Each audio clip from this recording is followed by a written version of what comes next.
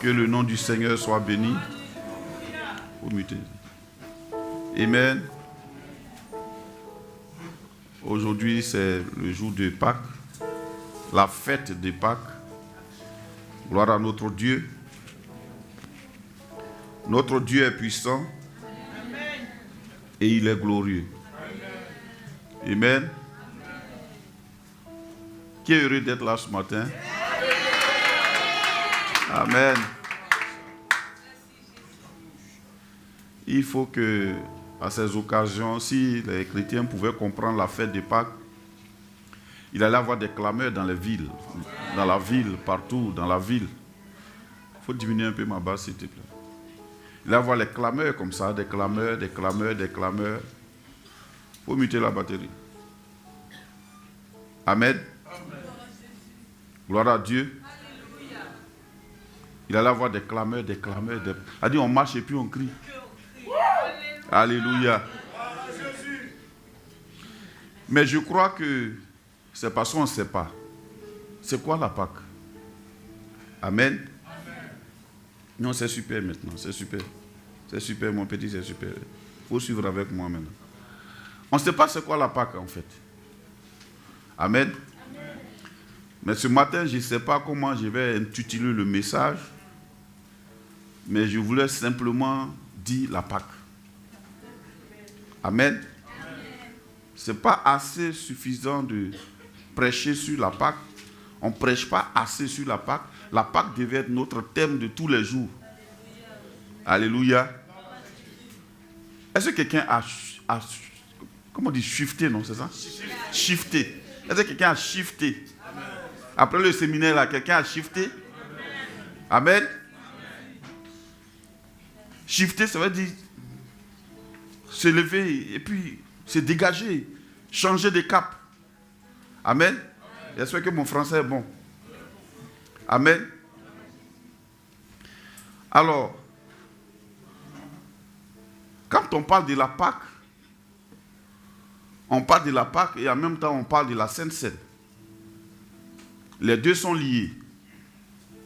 Pâque et puis Sainte Seine, que nous prenons très souvent. Amen. Amen. Alors, je ne pourrais pas vous définir la Pâque. Allons voir ce que la Bible dit de la Pâque. Exode chapitre 12. Amen. Pour voir son contexte, son contenu ou son déroulement et ses effets. Amen. Exode chapitre 12. Exode 12. Oui. Verset 1. Oui. L'Éternel dit à Moïse et à Aaron dans le pays d'Égypte. Ce mois-ci sera pour vous le premier des mois. Oui. Il sera pour vous le premier des mois de l'année. Parlez à toute l'assemblée d'Israël et dites. Le 10e jour de ce mois, on prendra un agneau pour chaque famille, un agneau pour chaque maison. Si la maison est trop peu nombreuse pour un agneau, on le prendra avec son plus proche voisin, selon le nombre de personnes. Vous compterez pour cet agneau d'après ce que chacun peut manger. Ce serait un agneau sans défaut, mâle, âgé d'1 an. Vous pourrez prendre un agneau ou un chevreau.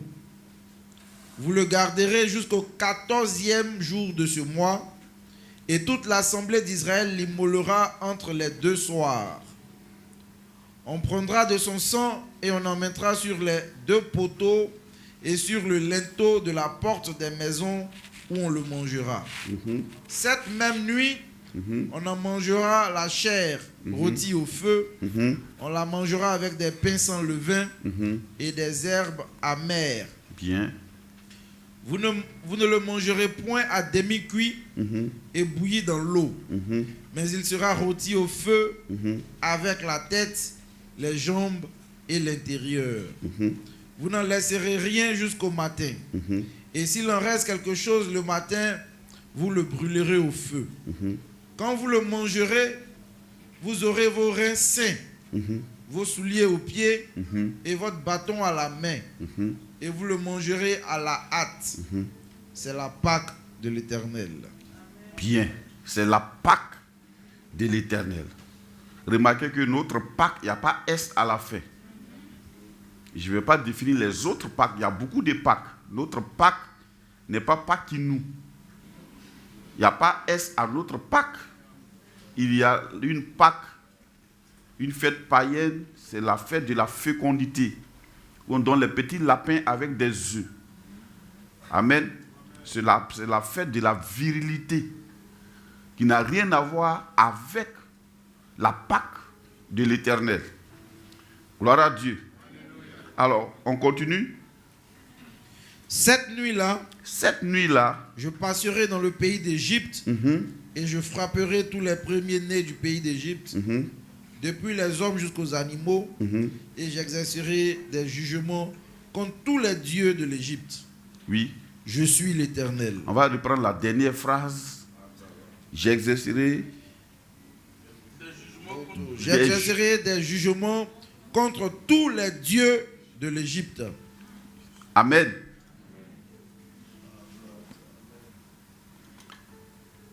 On va lire le chapitre 11, le dernier verset, le verset 10. Moïse et Aaron firent tous ces miracles devant Pharaon. L'Éternel endurcit le cœur de Pharaon et Pharaon ne laissa point aller les enfants d'Israël hors de son pays. Bien. Je vais bien expliquer le contexte pour qu'on comprenne. Israël était en esclavage en Égypte. Déjà, quand on parle de Pâques, il faut savoir qu'il y a quelque chose qui représente la Pâque. On dit agneau. Dis avec moi agneau. Donc quand on parle de Pâques, on parle d'un agneau. Dis-moi agneau. Alléluia. Quel est le contexte? Israël est en esclavage au pays d'Égypte. Il faut muter l'autre micro. Amen. Israël est en esclavage. La Bible dit, Moïse et Aaron ont opéré beaucoup de miracles. Malgré ces miracles, ça n'a pas fléchi le cœur de Pharaon pour libérer Israël. Donc quand on parle de Pâques, c'est une solution qui a été donnée par Dieu pour libérer un peuple ou des peuples de l'esclavage. Dans Exode 12, on parle de l'esclavage et le maître qui les assujettissait était Pharaon. Alléluia. Gloire à Dieu. Alléluia. La Bible dit, la dernière solution que Dieu a trouvée, c'est de prendre un agneau.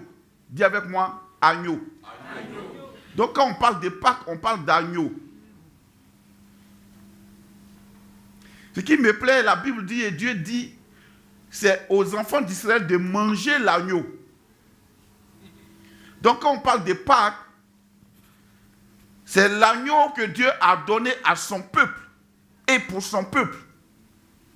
Ce n'est plus le peuple qui offre l'agneau à Dieu.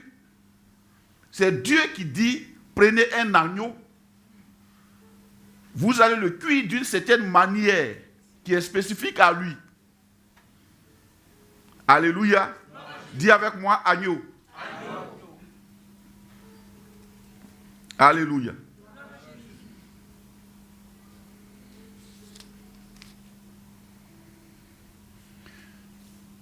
Alors nous allons voir comment cet agneau allait être cuit.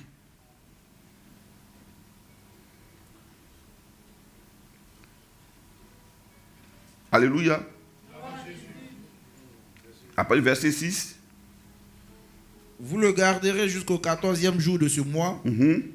Et toute l'assemblée d'Israël l'immolera entre les deux soirs. On en prendra de son sang. Oui. Et on en mettra sur les deux poteaux et sur le linteau de la porte des maisons où on le mangera. Bien. Donc on prendra de son sang. Avant qu'on ne le cuise, on va prendre d'abord quoi? Son sang. Dis avec moi, agneau. Agneau. et son sang. Alléluia. Donc, ce sont des éléments dont Dieu parle, qui agissent dans cette affaire.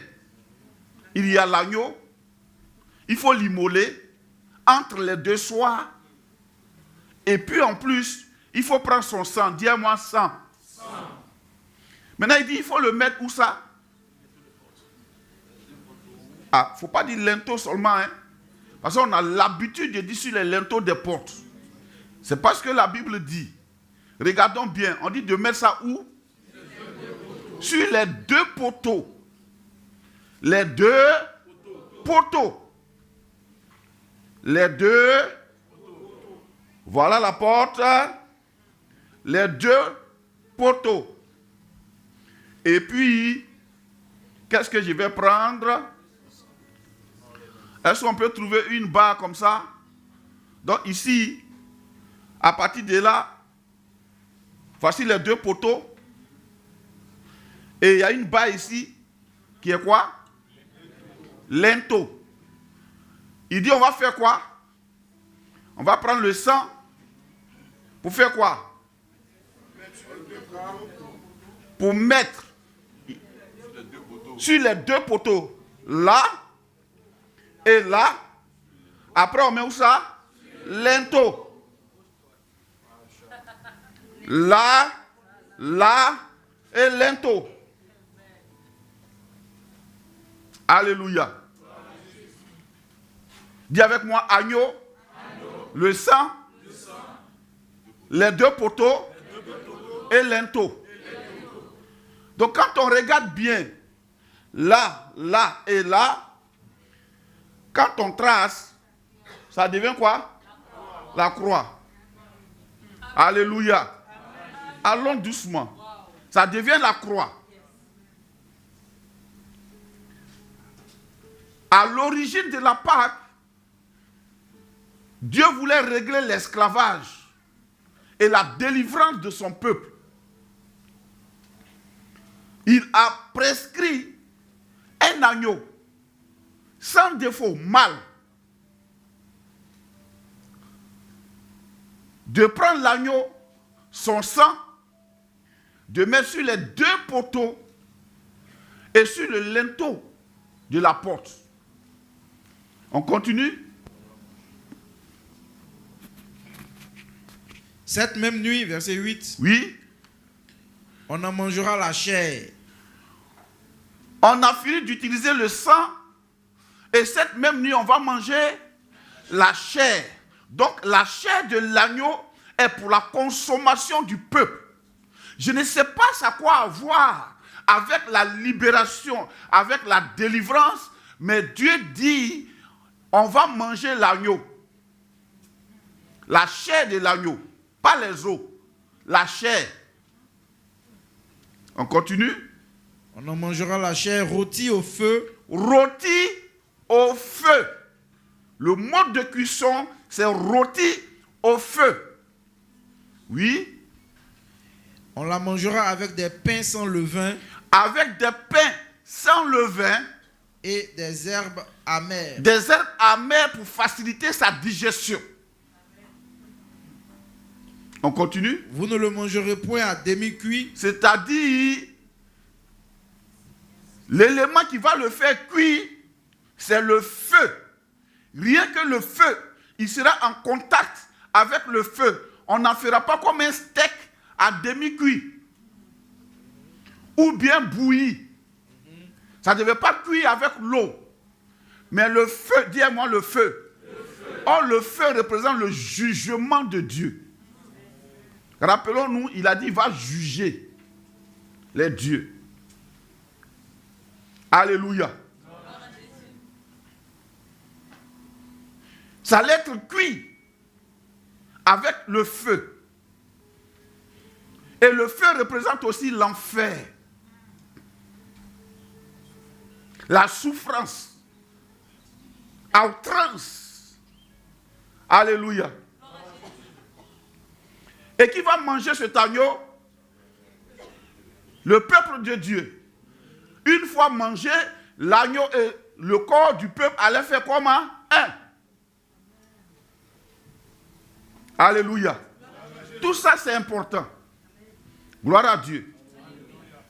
On continue maintenant au verset 29.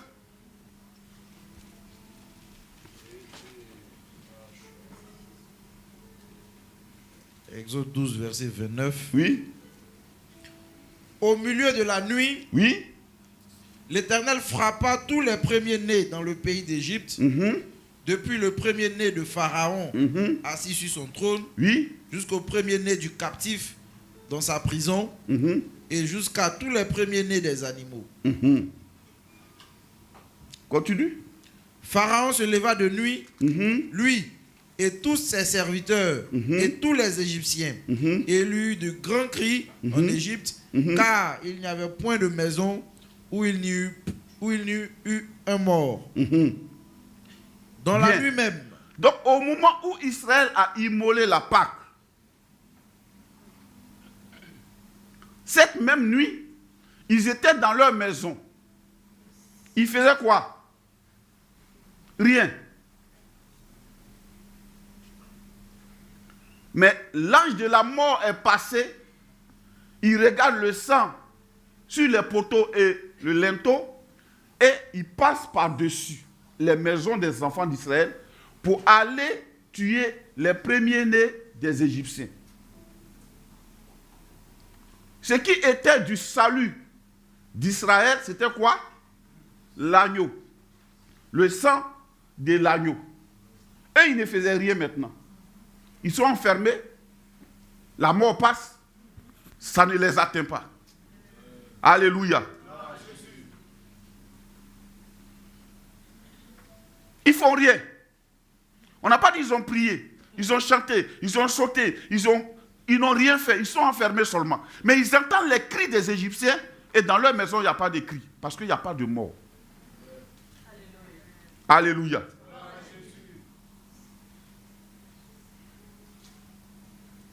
Pour comprendre la Pâque aujourd'hui, il faut comprendre la Pâque hier. Donc Dieu traite une affaire d'esclavage. Dis-moi esclavage. Je n'ai jamais vu un esclave heureux. Je n'ai pas dit une servante, ni un boy ou bien un serviteur. Il dit esclave. Dis-moi esclave. Il faut comprendre les choses bien. Un esclave n'a pas de volonté. Amen. On peut le tuer et puis ça ne fait rien. C'est comme si on a tué un magouya. Amen.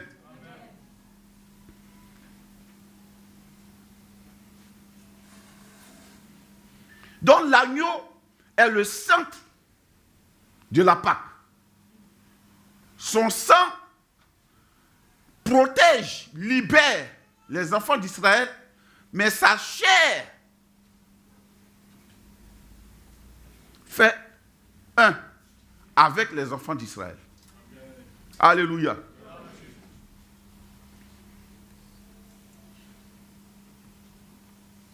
Le corps de cet agneau a souffert. On l'a fait cuire au feu, avec tout l'intérieur, les membres et aussi la tête. Tout ça, ce n'est pas fortuit. Alléluia. Israël est arrivé en Égypte vendu.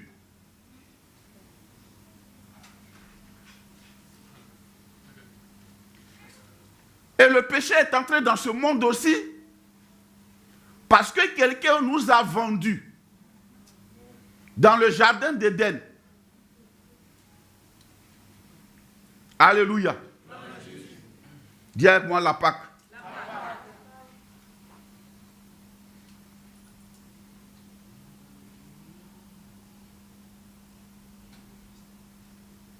Gloire à Jésus. Alors nous allons voir ces effets. Les effets de la Pâque. On va continuer la lecture.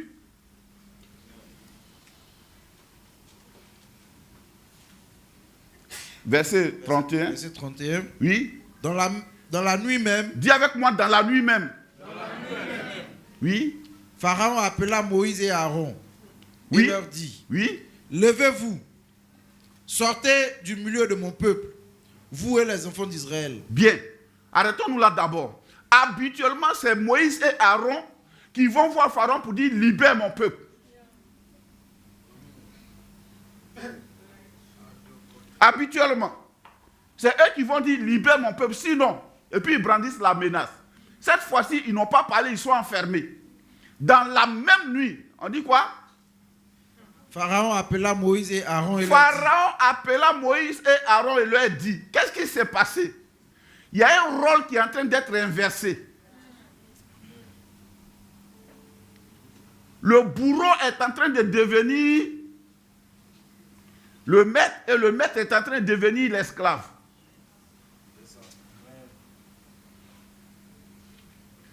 Pharaon appela Moïse et Aaron et leur dit, il dit quoi? Levez-vous. Levez-vous. Sortez du milieu de mon peuple. Sortez du milieu de mon peuple. Vous et les enfants d'Israël. Vous et les enfants d'Israël. Allez. Allez. Servez l'Éternel. Oui. Comme vous l'avez dit. Attends un peu. Attends un peu.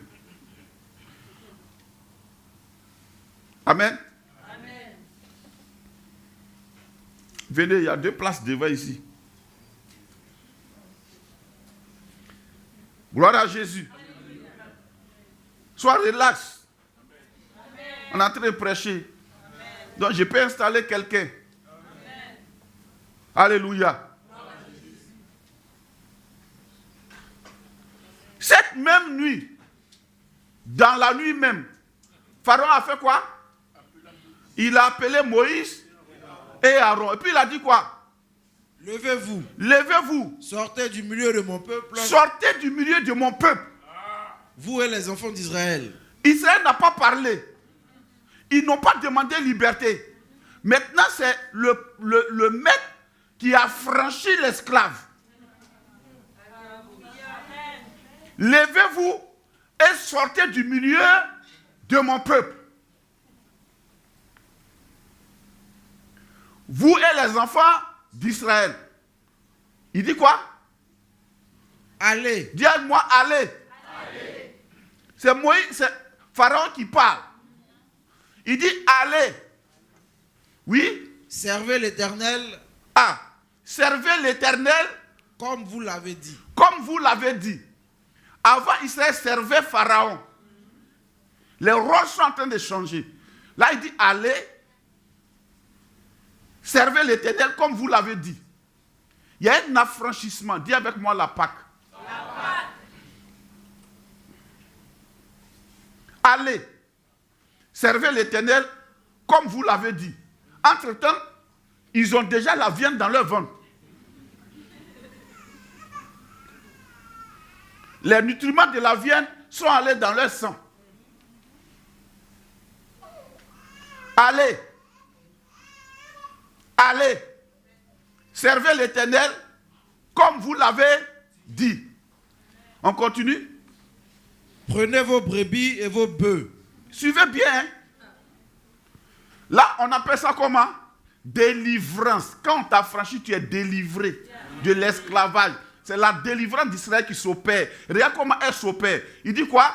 Allez, servez l'Éternel comme vous l'avez dit. Il dit quoi après? Prenez vos brebis et vos bœufs. Prenez vos brebis et vos bœufs. Comme vous l'avez dit. Comme vous l'avez dit. Maintenant, ce n'est plus lui qui parle. Lui, il confirme ce que Moïse et Aaron ont dit. Comme vous l'avez dit, oui. Allez. Oui. Et bénissez-moi. Ah. Il y a un rôle qui a changé là. C'est le maître, on dit c'est l'inférieur qui est béni par le supérieur. Il y a un changement de position. La Pâque a permis aux enfants d'Israël de changer de position vis-à-vis de Pharaon. Allez et bénissez-moi. Dites de bonnes choses sur moi. Laissez-moi votre bénédiction avant de partir. Comment un esclave peut bénir son maître? Ça veut dire que l'inférieur est devenu le supérieur. Dis avec moi la Pâque. Dis avec moi la Pâque. Je sais que tu vas comprendre. Parce que tu te dis, mais en quoi ça nous concerne? On y arrive. Allons-y. Lecture toujours. Les Égyptiens pressaient le peuple. Les Égyptiens pressaient le peuple. Et avaient hâte de le renvoyer du pays. Ils avaient hâte de le renvoyer du pays. Est-ce que vous me comprenez? Les Égyptiens, ce sont ceux qui sont devenus les maîtres d'Israël. Ceux qui les maintenaient captifs. L'agneau a été donné comme solution pour libérer le captif. Et le bourreau commence maintenant à dire à l'esclave, il faut aller vite. Il pressait le peuple. Depuis là, vous faites quoi? Madame, dépêchez-vous. Aïe, mais allez-y. On vous a libéré, allez-y. Mais tu m'as libéré là, attends. J'ai fait mes bagages. Il dit, mais tu es trop lent, il faut faire, tu as parti vite. Il presse Israël pour le bonheur d'Israël.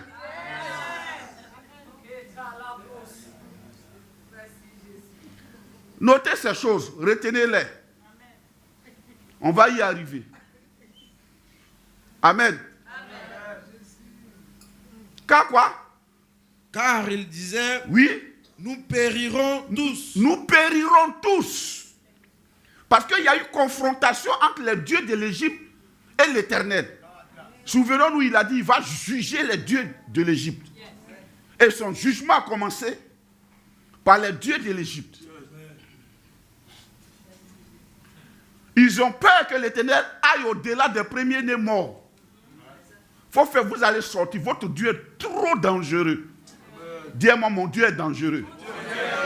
Pas pour moi, hein, mais pour les autres dieux. Comment quelqu'un qui a un Dieu si dangereux peut avoir peur d'un combien?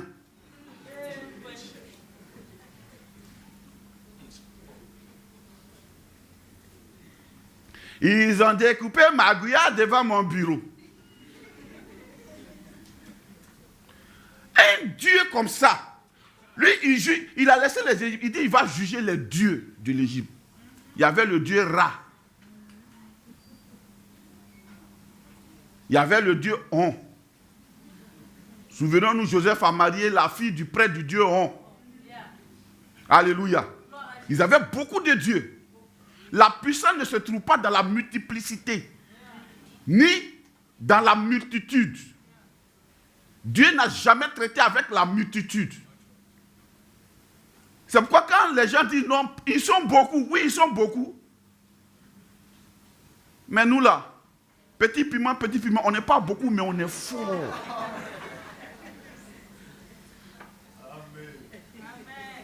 Alléluia.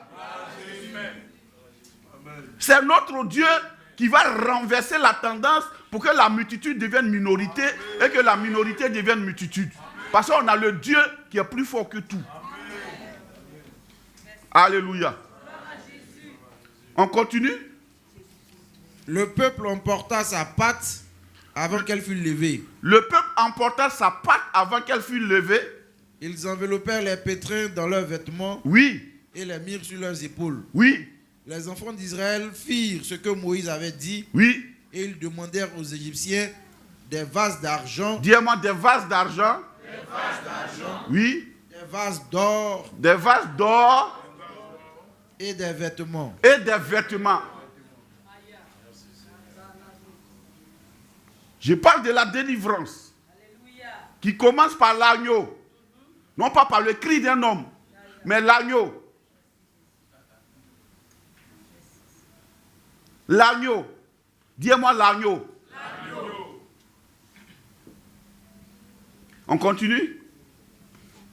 L'Éternel fit trouver grâce au peuple aux yeux des Égyptiens. Oui.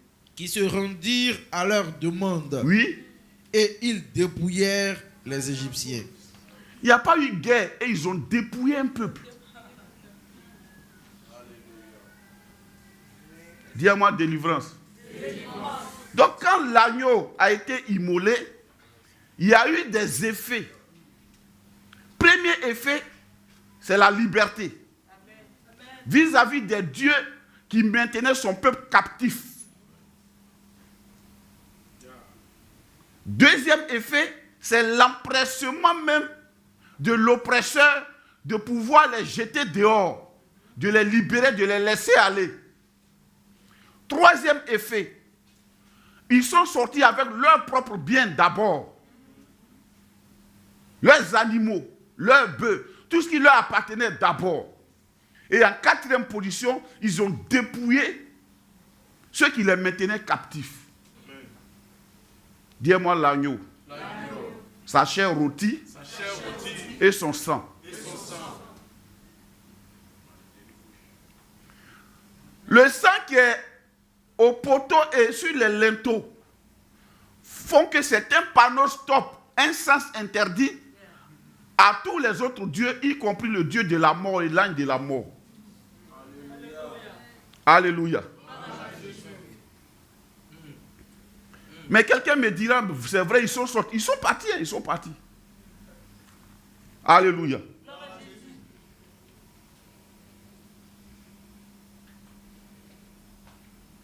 Verset 37. Oui. Les enfants d'Israël partirent Oui. de Ramsès pour Sukkot. Oui. Au nombre d'environ 600 000 hommes de pied, Oui. sans les enfants. Oui. Une multitude de gens de toute espèce montèrent avec eux.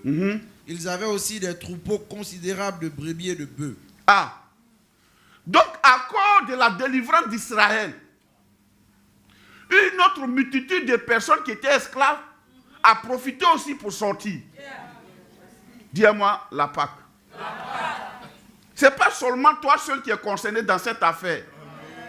C'est vrai, tu es venu à l'église, tu as accepté Jésus, c'est vrai. Mais je t'assure, derrière toi, il y a une multitude qui va suivre. Alléluia. Ce qui me plaît, c'est que ici, souvent quand on regarde les films, on voit les enfants d'Israël sortir avec des vieillards au dos. C'est parce que la Bible a dit. Souvent avec des malades dans les civières, c'est parce que la Bible a dit.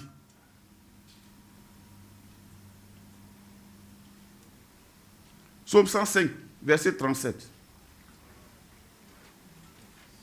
La Bible dit quoi quand ils sont sortis?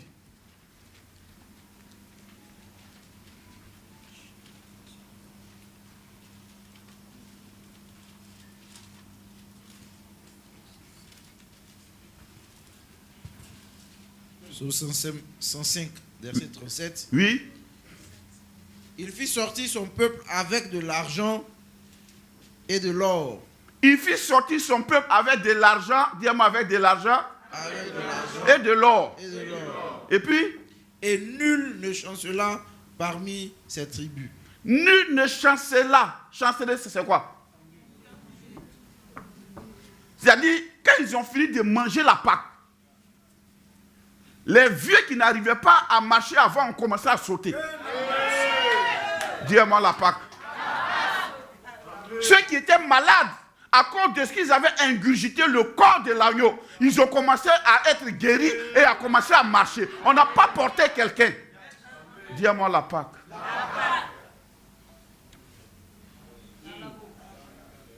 On peut lire ça dans Français courant ou bien dans Parole de vie.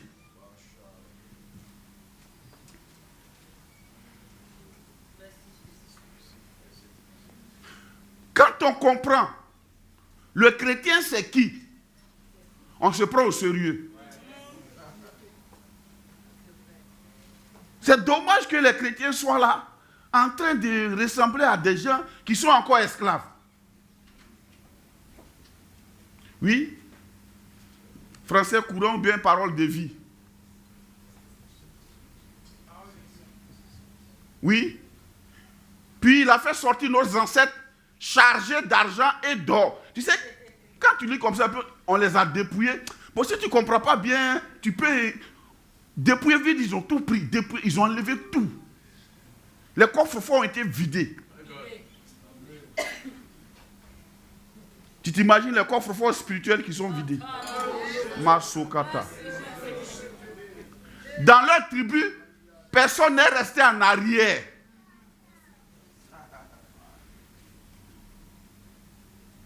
Personne n'est resté en arrière. Ils partaient à la même vitesse. Vieillards, enfants, eux tous. En d'autres termes, il n'y avait personne qui était malade. Amen. Même s'il était malade avant l'agneau, quand ils ont fini de manger l'agneau, il est guéri totalement. Amen.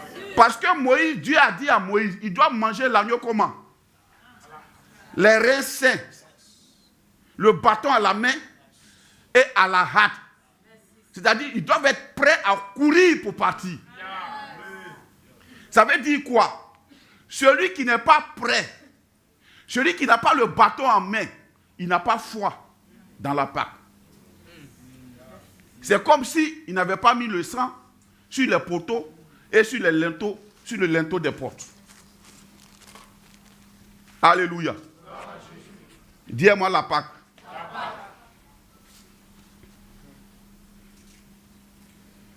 Dis-moi l'agneau.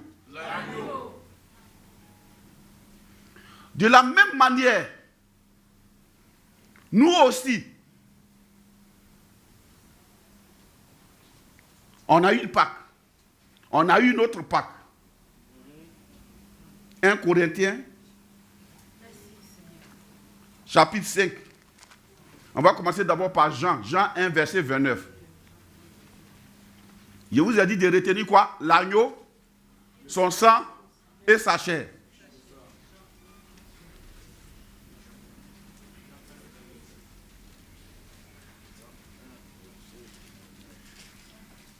Vous allez voir la différence même, la perfection de notre agneau. Jean 1, 29. Jean 1, 29. Oui. Le lendemain, il vit Jésus venant à lui et il dit, oui. Voici l'agneau de Dieu qui ôte le péché du monde. Voici l'agneau de Dieu qui ôte le péché du monde. Pour la Pâque, il faut un agneau. Dieu dit par Jean-Baptiste, voici l'agneau de Dieu en présentant Jésus. Qui fait quoi? Qui ôte le péché du monde. Alléluia. 1 Corinthiens 5, 7.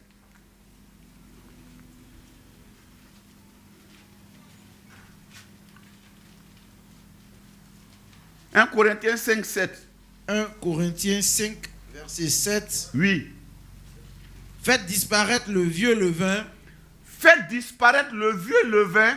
Afin que vous soyez une pâte nouvelle. Oui. Puisque vous êtes sans levain. Oui. Car Christ, notre Pâque, a été immolé. Car Christ, notre Pâque, a été immolé. Alors, comment notre Pâque a été immolé? D'abord, Dieu a trouvé un agneau. Je vous ai dit, cette fois-ci, ce n'est pas un sacrifice qu'on fait pour nous racheter. C'est Dieu qui a décidé d'offrir l'agneau au peuple d'Israël. De même, Dieu a décidé d'offrir un agneau au monde entier qui était sous l'emprise du diable à cause du péché d'Adam et d'Ève. Alléluia. Christ, notre Pâque, a été immolé. C'est Dieu qui a trouvé l'agneau. Jean-Baptiste dit, voici l'agneau de Dieu. Il faut dire, mes prières ne sont pas l'agneau. Mes prières ne sont pas l'agneau. Peut-être quand tu as lavé l'eau d'un bidon, quand tu as vendu, je ne sais pas, 300 000, ce n'est pas l'agneau. Ce n'est pas l'agneau. L'huile d'olive, ce n'est pas l'agneau. Dis-moi, ce n'est pas l'agneau.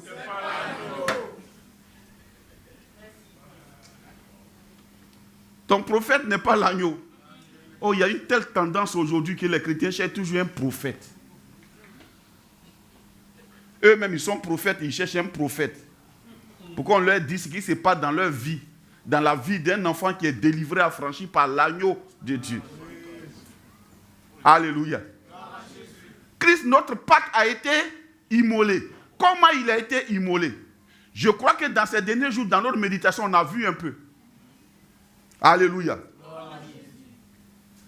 Gloire à Dieu. Alléluia. Vous savez, il y a des choses... Excusez-moi.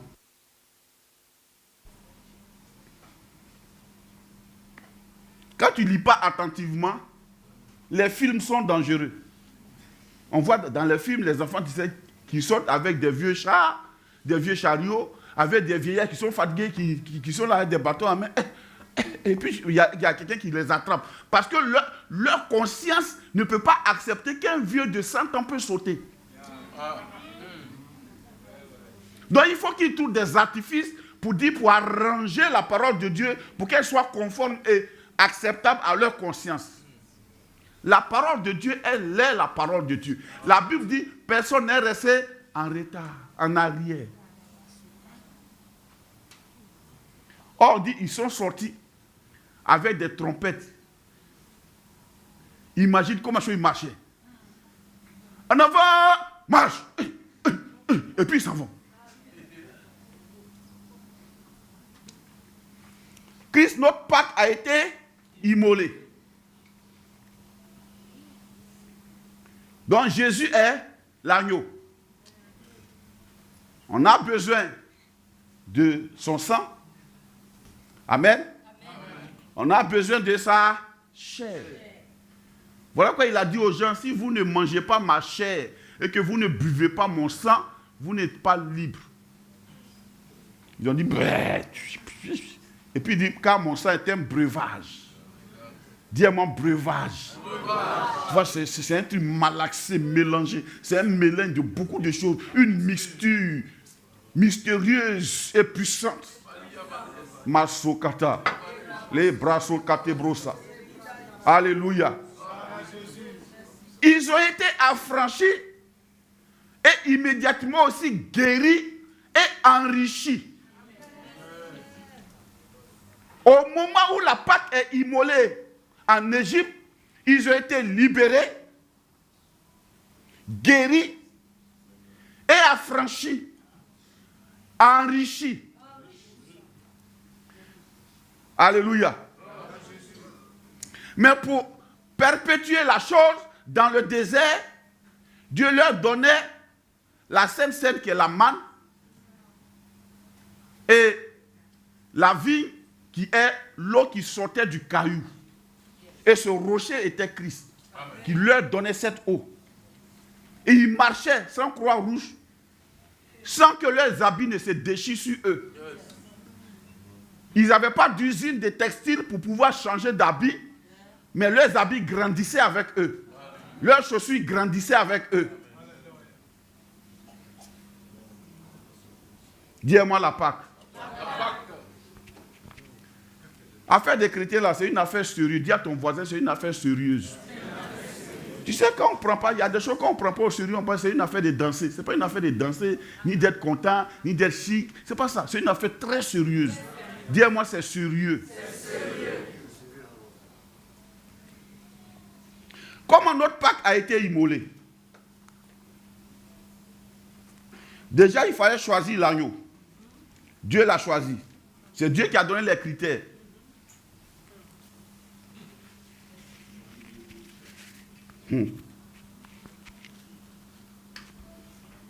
Vous savez, l'agneau qui a envoyé, ou bien le chevreau qui a envoyé Jacob à la bénédiction, venait du pâturage de son père. Pendant que Ésaü est allé chercher un gibier en brousse, l'agneau est sorti du pâturage de papa, et c'est ce qu'il a mangé son propre, et puis il a béni l'enfant.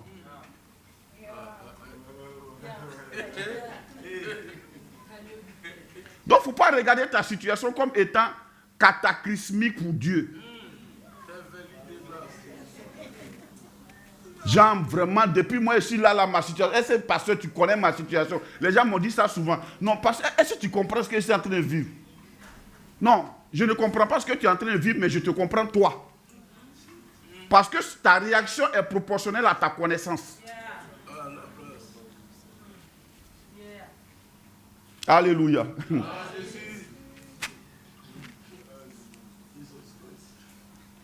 Jésus crucifié.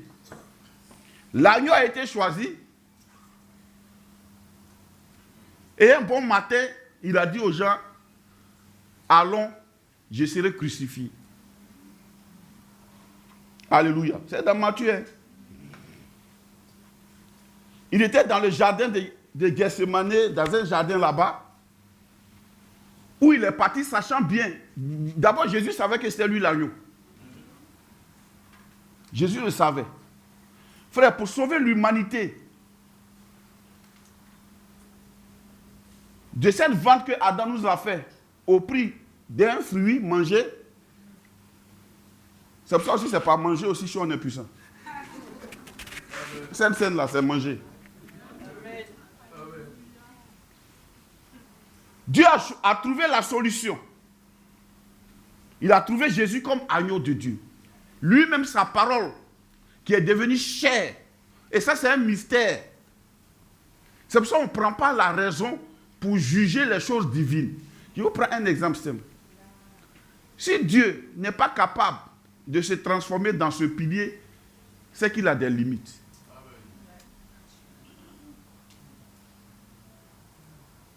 Si Dieu ne peut pas devenir un homme, c'est que tout n'est pas possible à lui. Donc il n'est pas Dieu. Oh, il est Dieu. S'il est Dieu, tout est possible. Il peut devenir ton mouchoir là. Et tu peux le transporter sans savoir que c'est lui-même qui est là. Il envoie sa parole, Jésus, sur la terre, comme agneau de Dieu, pour ôter le péché du monde entier. Et pour ça, il faut qu'il soit vendu. Et il a trouvé Judas Iscariote, qui était préparé par vraiment, et ce n'est pas le diable, pour pouvoir faire son affaire. Mais regardez, Jésus a été arrêté. En tant qu'agneau, il nous a offert son corps, son sang. Son corps va servir à quoi? Son corps va servir à la guérison et à la santé divine. Son sang va servir au pardon des péchés et au rachat des iniquités. Amen. La Bible dit sans effusion de sang, il n'y a point de pardon des péchés. Mais son corps va servir à payer le prix, la rançon de la guérison et de la santé divine. Amen. Il est venu. Regardez le film. Jésus n'est pas mort comme l'agneau animal.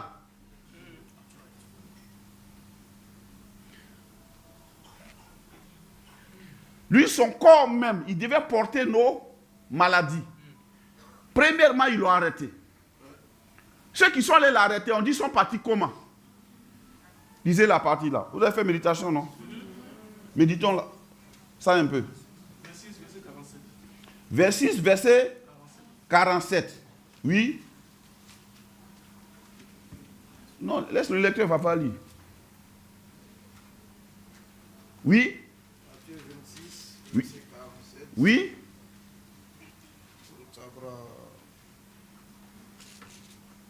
Comme il parlait encore, voici Judas, l'un des 12, arriva, Oui. et avec lui une foule nombreuse, armée d'épées et de bâtons, envoyés par les principaux sacrificateurs et par les anciens du peuple. Amen. Amen. Déjà, Judas lui-même a joué le rôle du prix de la traîtrise. Pour que nous, on ait plus mal quand on nous trahit.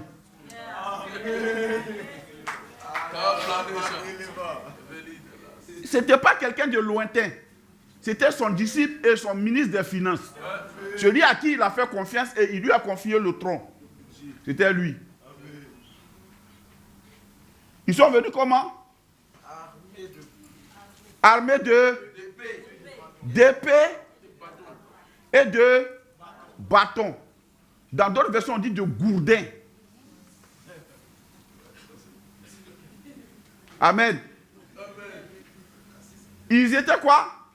D'abord, c'était avec lui une foule comment? Nombreuse et armée d'épées et de bâtons. Ils étaient envoyés par qui? Les principaux sacrificateurs et par les anciens du peuple. Ce n'était pas par les Romains. C'était les principaux sacrificateurs. Pour que Jésus soit sacrifié comme agneau, c'est les sacrificateurs qui sacrifient l'agneau. Ils sont venus comme avec une foule nombreuse, mais armés d'épées et de bâtons. Croyez-vous qu'ils l'ont arrêté comme ça, monsieur, montez le cargo et là, montez en... Non, hein? La maîtrise a commencé là.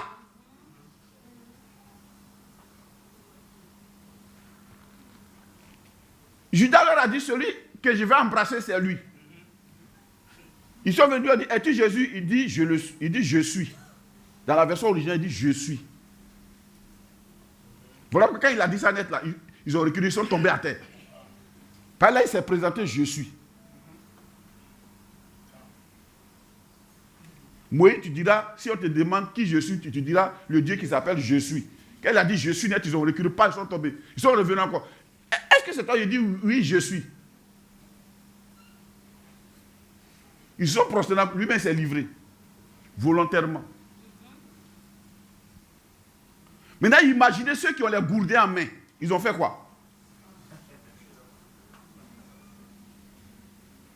Donc là, le transporter du jardin jusqu'au sacrificateur, imaginez comment son corps a souffert.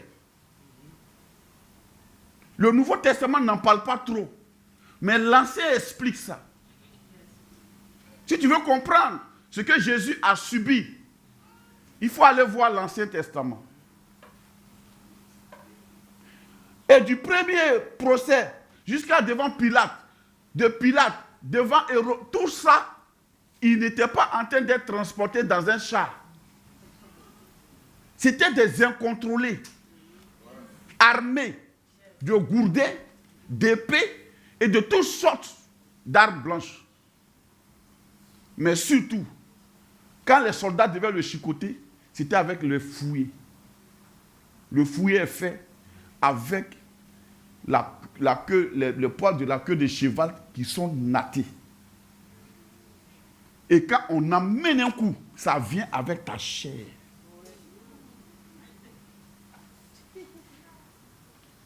Ça vient avec ta chair.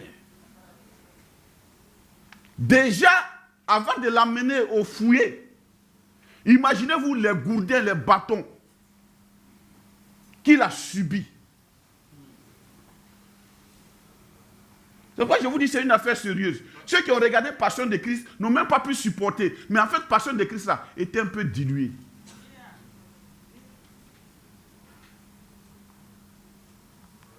Pourquoi? Parce qu'au moment où il est en train de subir ça, il est en train de payer le prix de ta guérison concernant ton corps. Le corps, dis-moi le corps, mon corps.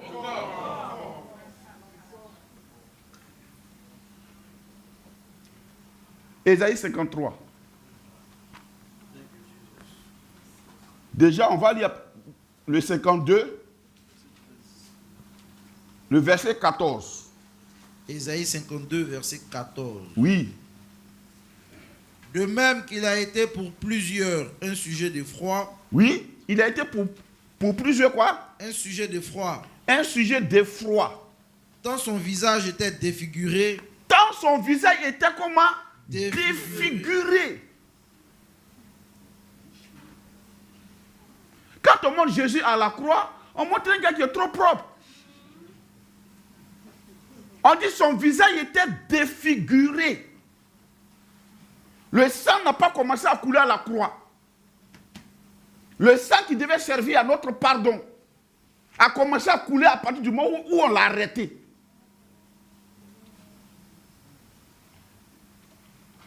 Son visage était défiguré. Dis-moi défiguré. Défiguré. On continue.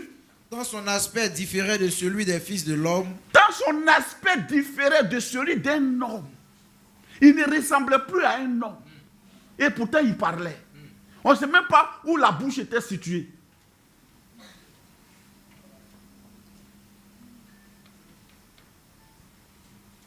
On parle de son visage. Si son visage est défiguré, imaginez son corps.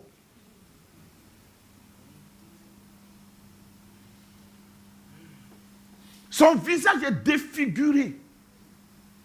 On ne sait même plus surtout bouche, mais pourtant il parle. On ne calculait pas ce qu'on allait lui envoyer dans le visage.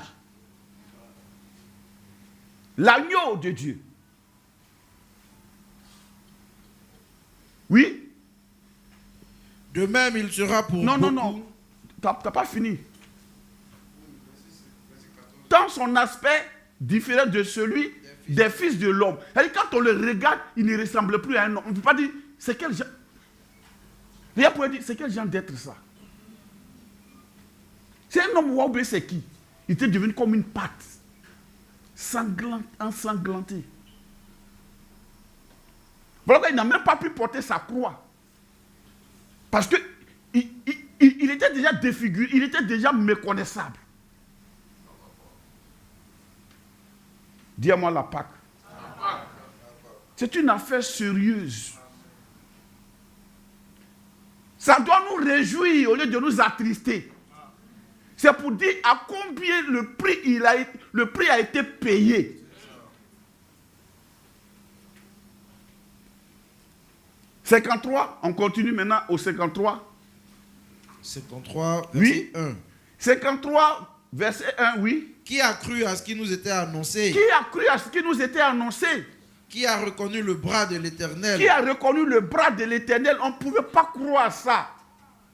Oui. Il s'est levé devant lui comme une faible plante. Il s'est levé devant Dieu comme une faible plante. Comme un rejeton qui sort d'une terre desséchée. Comme un rejeton qui sort d'une terre desséchée. Il n'avait ni beauté. Il n'avait ni beauté. Quand il parle de il n'avait ni beauté, il ne parle pas de Jésus qui était en train de guérir les gens.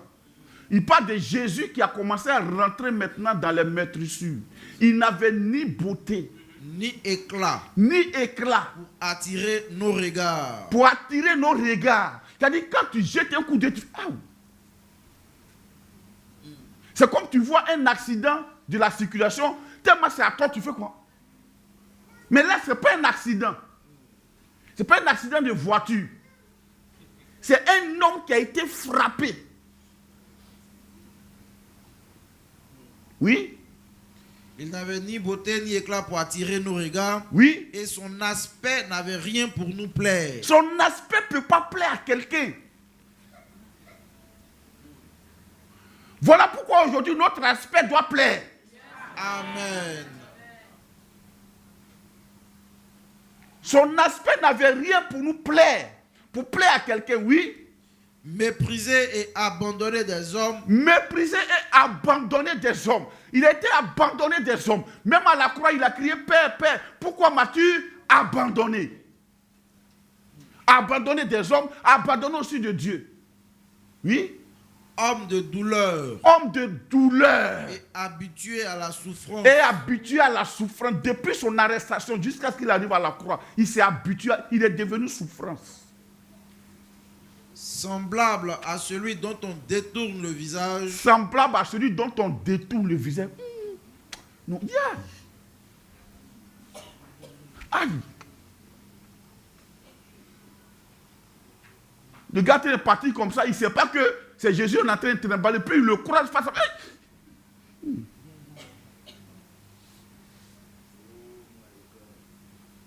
Alléluia. Oui, on continue. Nous l'avons dédaigné.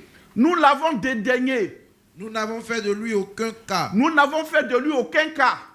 Cependant, ce sont nos souffrances qu'il a portées. Ce sont nos souffrances qu'il a portées. C'est de nos douleurs qu'il s'est chargé. C'est de nos douleurs qu'il s'est chargé. Et nous l'avons considéré comme puni. Nous l'avons considéré comme puni. Frappé de Dieu. Frappé de Dieu. Et humilié. Et humilié. Mais, il était blessé pour nos péchés. Il était blessé pour nos péchés. Brisé pour nos iniquités. Brisé pour nos iniquités. Quelqu'un a été blessé pour ça. Brisé pour cela. Amen.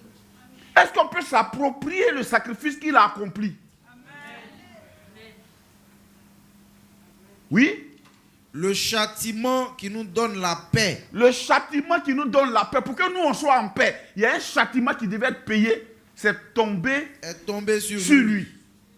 Et il ajoute, dis-moi, C'est par ces meurtrissures. C'est par ces meurtrissures Que nous sommes guéris. que nous sommes guéris. Imaginez un instant. Son corps qui était méconnaissable était en train de payer le prix de la maladie.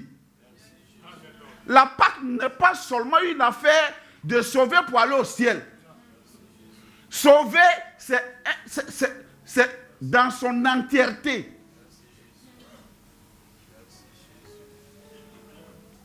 De la tête aux pieds, il a payé le prix. Sa chair a supporté tout ce qu'il fallait pour que je sois guéri, pour que tu sois guéri. Il a pourvu à la guérison. Alléluia.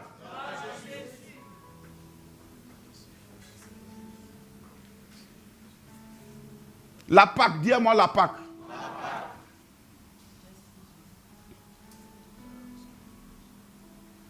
Son corps, comme le corps de l'agneau, servait à la guérison.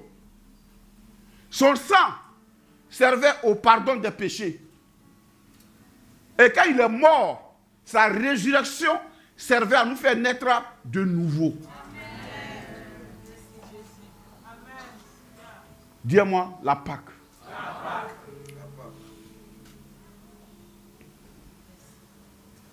Alléluia. Frère, c'est un mensonge aujourd'hui du diable de croire que le chrétien, il doit être en train de souffrir, en train d'être malade, à gauche, à droite, en train de supporter ce genre de choses. Pourquoi la maladie est un ennemi? Parce qu'elle n'a pas le droit. Elle n'a plus le droit. Alléluia. Elle n'a plus ce droit d'être là. Excusez-moi. Je veux ma liberté.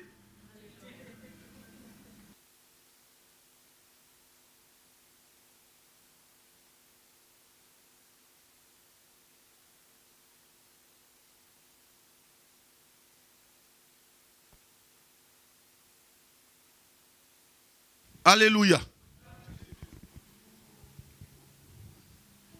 C'est un mensonge de croire que nous devons quelque chose à la maladie.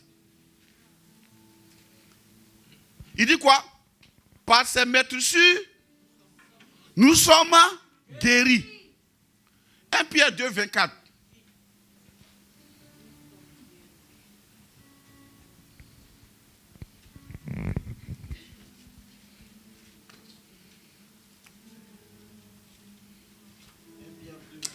Oui. Lui qui a porté lui-même nos péchés. Oui. En son corps sur le bois. Oui. Afin que mort au péché. Afin que mort au péché. Nous vivions pour la justice. Oui.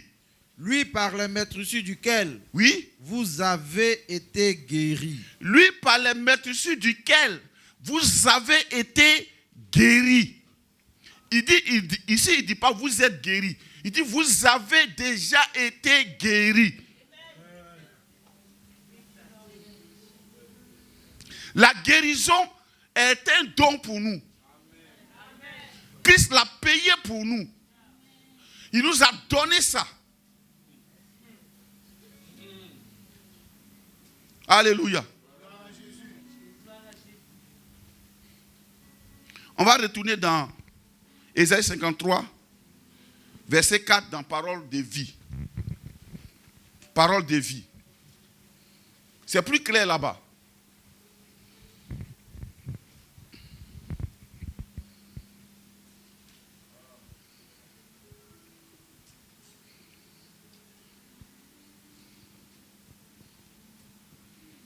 Oui. Pourtant, regardez, dans lui, il dit, cependant, ce sont nos souffrances. Dans Parole de vie, il dit, pourtant, ce sont nos maladies qu'il supportait. C'est de notre souffrance qu'il s'est chargé. Qu'il s'était chargé. Vous voyez la compréhension? Ce sont nos maladies qu'il supportait, c'est de nos souffrances qu'il s'était chargé. Voilà pourquoi la foi est importante. Quand nous faisons corps avec lui, nous sommes d'accord avec la Bible pour dire, ma maladie a été portée. Alors, la maladie, c'est qu'elle a été portée. Gloire à Jésus. Le problème de l'homme, plus les choses s'accélèrent dans la compréhension et dans la connaissance scientifique, technologique et informatique, l'homme commence à perdre la foi. Parce qu'il veut tout expliquer pour que lui, il adhère. Or, la Bible est assez claire. A-t-il porté tes maladies, oui ou non? Amen. Où sont tes maladies? Où ça est? Non, on parle bien, pardon. Où sont tes maladies? Faut dire sur Jésus. Regardez, quand on l'a arrêté, il y a quelque chose qui m'a étonné. Le gouverneur lui a demandé, toi là, est-ce que tu entends les accusations qu'on te porte? Et puis il n'a rien dit. Vous savez pourquoi il n'a rien dit? Est-ce qu'on peut trouver ça dans Matthieu là? Il dit, est-ce que tu entends les accusations qui sont portées contre toi? C'était beaucoup d'accusations.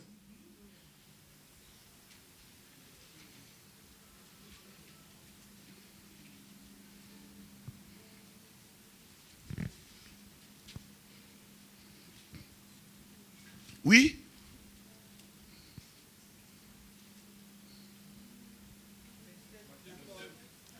Oui.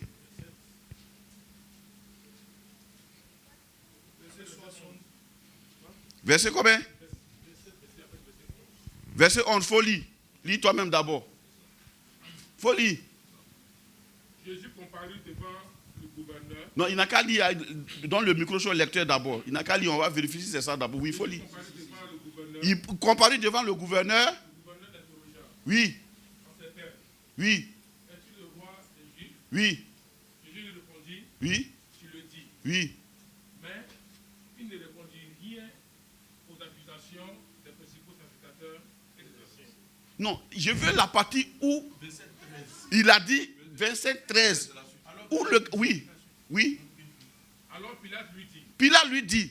N'attends-tu pas de combien de choses? N'entends-tu pas de combien de choses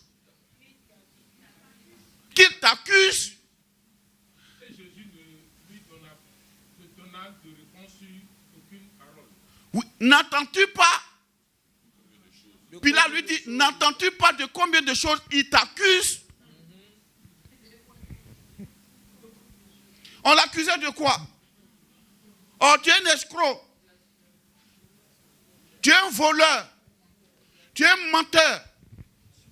Tu es un tueur. Tu es un criminel. Et Pilate est là, il dit, mais il faut te défendre. Mais pourquoi Jésus ne pouvait pas se défendre? Parce qu'en fait, ce qu'ils étaient en train de dire là, c'était vrai.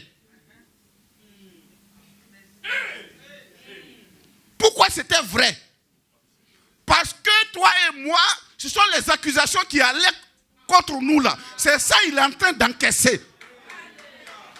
Il nous représentait là, dont il était coupable.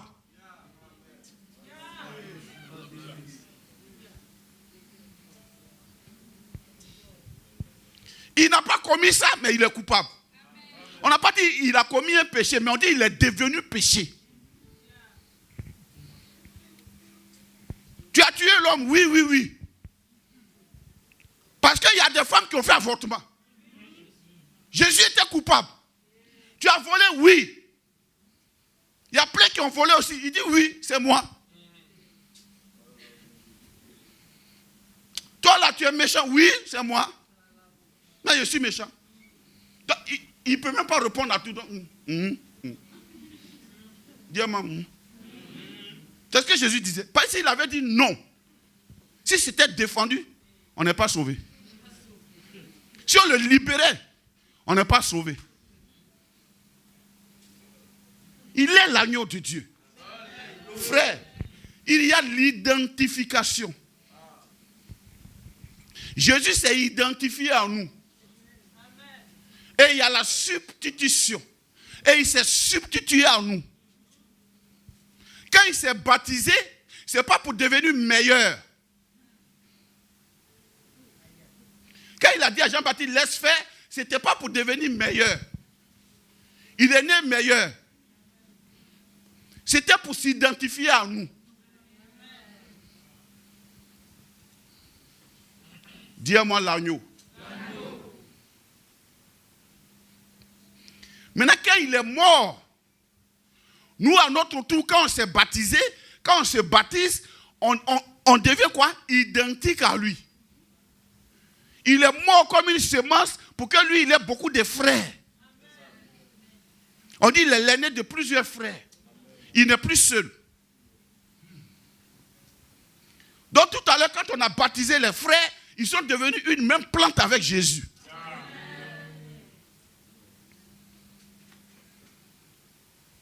C'est à eux maintenant de s'identifier à lui. Le baptême nous permet de nous identifier à Christ. Alléluia. Donc, la chair, pour venir à la Sainte Seine, quand Jésus a pris le pain, et puis il a dit, ceci est mon corps. C'est pour dire, quand vous le mangez, vous êtes en train de manger l'agneau qui vous apporte la guérison, la restauration. Ne regardez, voilà pourquoi on a changé le pain même. Aujourd'hui, vous allez voir que le pain a changé. Parce que le pain dont il est question, son nom chez hébreu là, Azif. Azim. Le pain Azim, c'est un pain qui est strié. Non seulement la pâte est battue, mais c'est strié. C'est-à-dire qu'on a fait passer la lame dessus comme ça. Et on l'a mis dans un four et de côté et d'autre, ça s'est brûlé. Symbole du feu.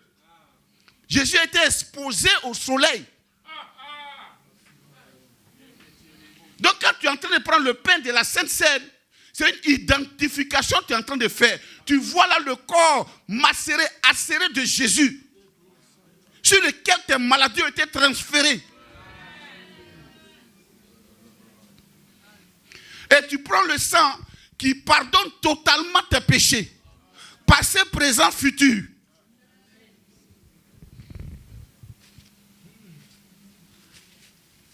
Alléluia.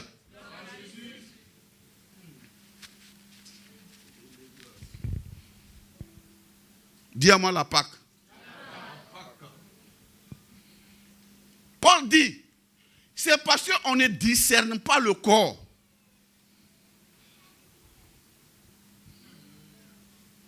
Qu'il y a beaucoup de malades. Discerner veut dire quoi? Discerner veut dire différencier. C'est ça, non? Discerner veut dire quoi? Discerner. Hein? Identifier. Vous êtes beaucoup intellectuels là. Faire la différence. Ça veut dire quoi? Il suffit de regarder ce pain, identifier comme celui qui a le corps de Jésus qui a été tracé pour toi. Reconnaître, remarquer, repérer. Et quand il a dit, ne prenez pas la Sainte Seine indignement, ça ne veut pas dire que je viens sans péché, non. Il veut dire, reconnaissez tellement le corps de Jésus de telle sorte que vous-même, vous savez que ça a été transféré là-bas. Vous avez droit à la guérison. Discernez aussi le sang. En venant, Seigneur, ma maladie est transférée sur ton corps. Voilà la prière qu'un enfant de Dieu fait avant de venir aux tables. Alléluia.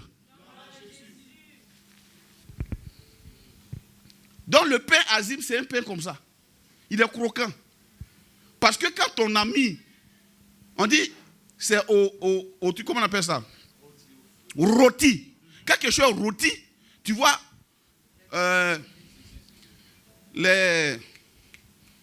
Comment on appelle ça, ceux qui font les hamburgers là? Les peaux de porc là, les graisses de porc, ils appellent ça comment là? Bacon. Ouais, le bacon là. Merci mon fils. Ça devait crrr. Ouais, pourquoi pas, ça a été rôti. Quand la viande est rôtie, vous voyez la peau là, ça devient croquant. C'est comme ça le corps était, c'était pas moelleux. Ah, nous, vraiment, avant, nous, on aimait vraiment quand c'est bien moelleux. Mais non, hein. Alléluia. Et c'était avant même avec le vin. Mais maintenant, il n'y a plus le vin dedans. C'est sans le vin. Gloire à Dieu. La Sainte Seine, ce n'est pas juste je m'avais... Non. C'est mon corps. Les maladies ont été transférées sur ce corps de Jésus. Et ça a été déjà payé. Le sang de l'agneau, c'est pour pardonner mes péchés. Donc quand je prends la Sainte Seine, je dis je suis guéri. Je suis guéri. C'est comme ça les tumeurs tombent.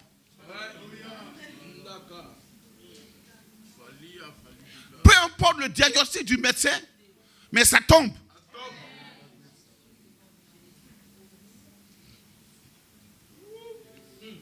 Tu sais, l'intellectualisme est un ennemi de la foi. Toujours quand tu regardes les symptômes, tu as envie de dire, bon, vraiment, c'est vrai, on est chrétien, mais on n'est pas chrétien, mais on est chrétien, point.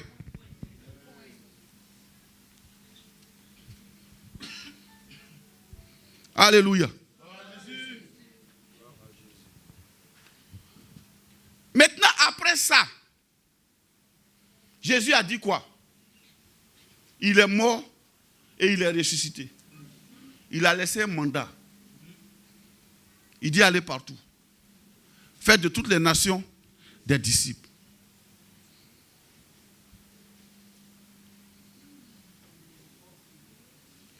Imaginez-vous les gens marcher dans le désert, sans maladie, sans rien, sans médecin.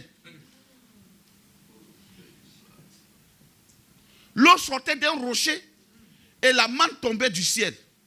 Et ils mangeaient cette manne. Sans croix rouge, sans hélicoptère pour les assister. Ils ont marché. Pendant des années. Personne n'est tombé malade. Parce que l'agneau a été immolé. De même, notre agneau aussi a été immolé.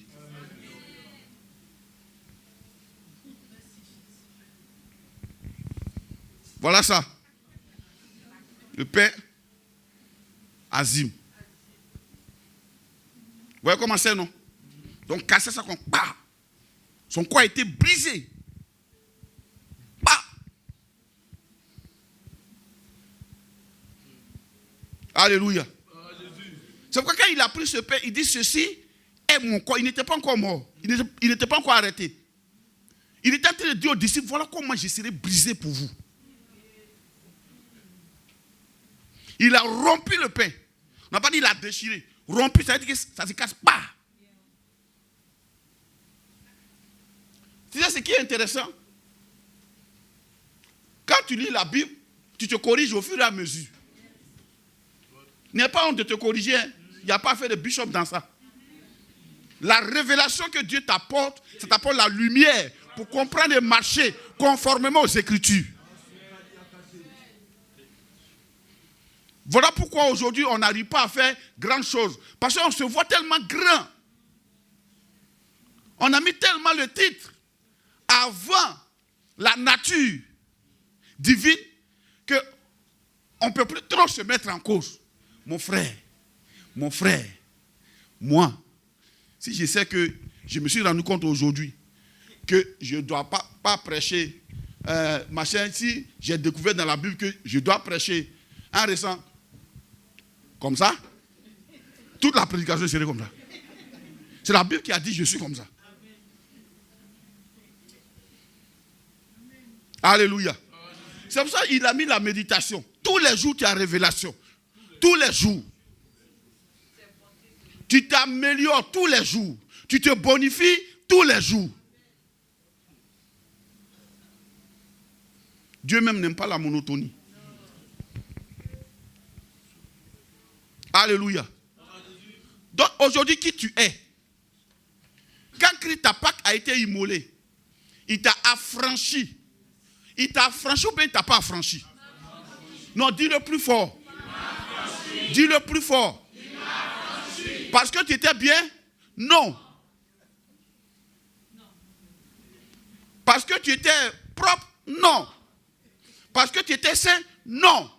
Il a fait par amour. Et il a fait ça totalement et parfaitement. C'est pour ça, il y a des doctrines là. C'est pour détruire la foi des gens. Quel autel est plus fort que le sang de Jésus? Dites-moi. Quel autel est plus fort que le corps de Jésus qu'il a livré à la croix?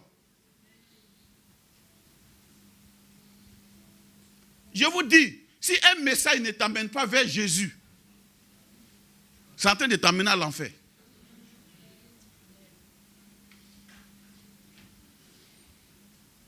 Alléluia. Par la mort et par la résurrection de Jésus, non seulement on a été pardonné, le salut veut dire pardonner, laver, purifier, délivrer, affranchi, exempté, rédempté. Amen. Enrichi. Alléluia. Et par-dessus tout, devenu enfant de Dieu. Adopté dans la famille divine. Dieu fait de toi participant de la nature divine. Dis-moi, mon corps appartient à Dieu. Comme l'homme de Dieu l'a dit, Jésus est venu habiter dans notre corps. Il n'est pas venu rendre visite. Quand tu vas rendre visite, tu peux partir avec un petit trolley. Dans 3 jours, tu es parti.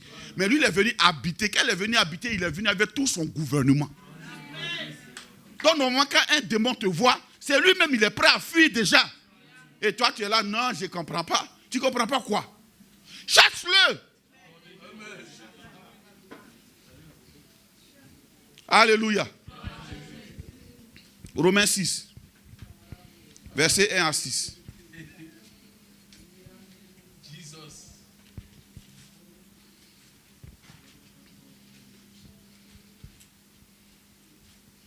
Romains 6, Oui. versets 1 à 6. Oui.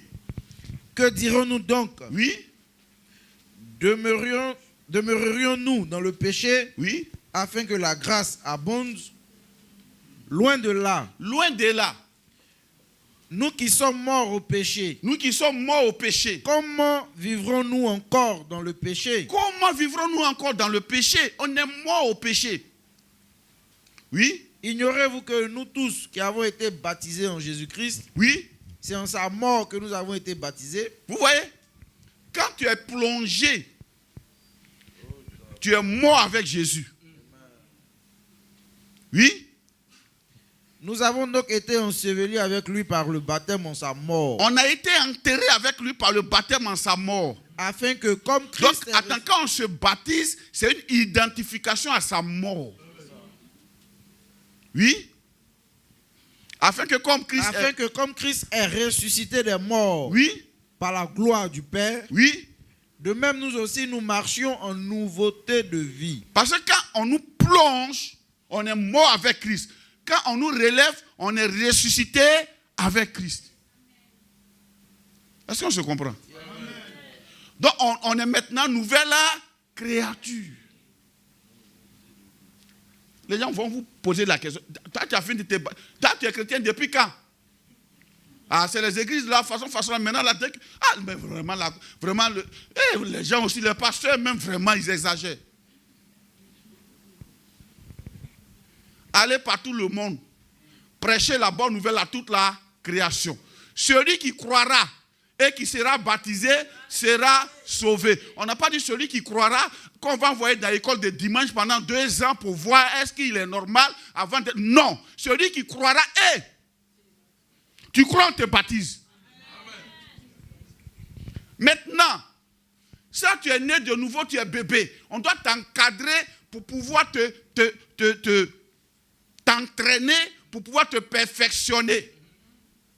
À l'église, ce n'est pas les perfectionnés qui sont là. C'est des gens qui sont en train d'être perfectionnés. Donc si tu vois l'erreur de ta soeur, ma soeur, pardon, elle est en train d'être perfectionnée. Il ne faut pas faire en sorte, Jésus, c'est à cause là, il n'est pas encore venu. Est-ce qu'on se comprend? Tu me comprends, mais tu ne me comprends pas.